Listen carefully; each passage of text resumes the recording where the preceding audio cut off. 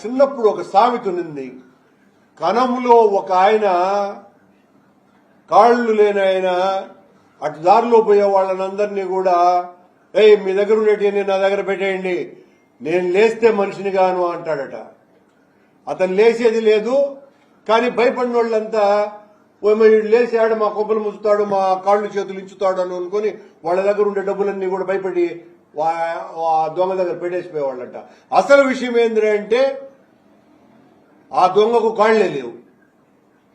పవన్ కళ్యాణ్ మాటలు కూడా నిన్న ఆయన చెప్పినటువంటివి ఆ కణములో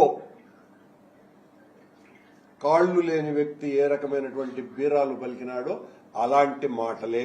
పవన్ కళ్యాణ్ అనేవాడు ఈ సంవత్సరంలో అప్పుడప్పుడు నిద్రలేస్తున్నటువంటి రాజకీయ బుసలు కొట్టేటువంటి ఒక సర్పం లాంటి వాడు.